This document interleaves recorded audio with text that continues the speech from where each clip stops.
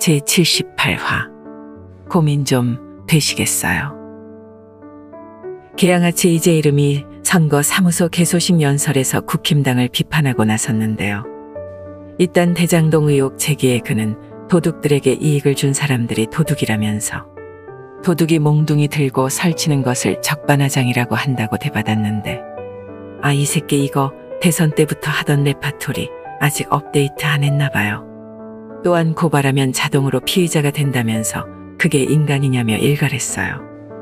하지만 여기서도 작은 내로남불이 발견되는 것이, 무턱대고 고발해놓고 피의자라고 몰아세운 건 민주당의 오랜 수법이었잖아요.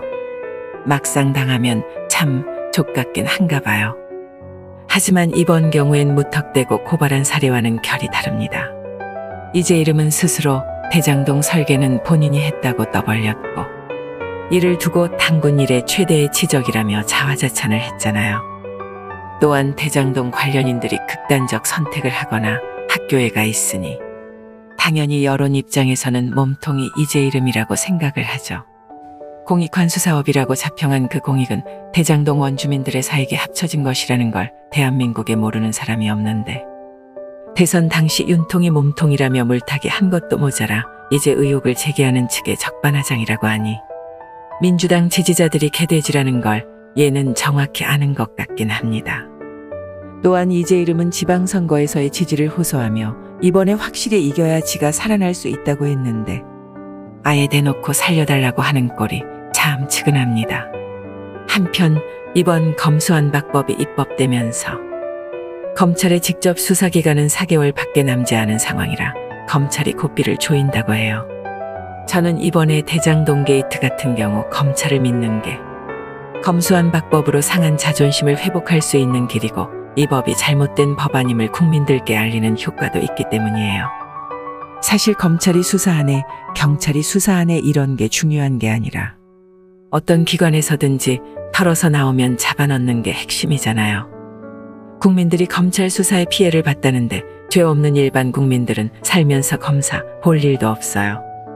검찰 시각에서 뭔가 구린 데가 있으니까 검찰에게서 권한을 빼앗은 거고, 그걸 증명할 기회는 이제 4개월 밖에 없으니 검찰은 여느 때보다 최선을 다해 대장동을 수사할 겁니다.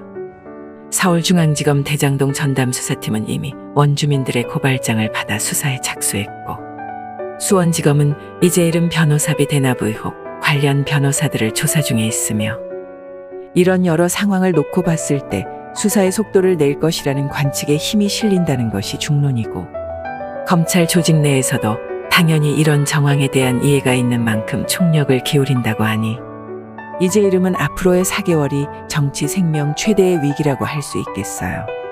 좌파 여러분, 이러한 검찰의 움직임에 발맞춰 현재 국힘당은 국회의원 불체포 특권 폐지를 법제화하겠다고 나섰어요.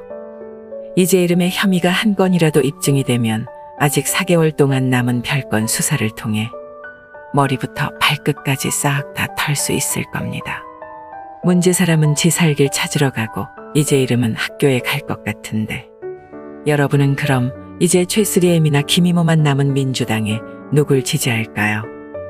이재이름 때문에 의원직도 버리고 서울시장 낙선하러 출마한 송뚝배기일까요? 아니면 아들 지키러 갔다가 소식도 없는 추미애 국보수를 다시 불러오려나요? 그것도 아니면 비대위원장 꼬마 아이를 중심으로 한 혁신은 어때요? 고민 좀 되시겠어요?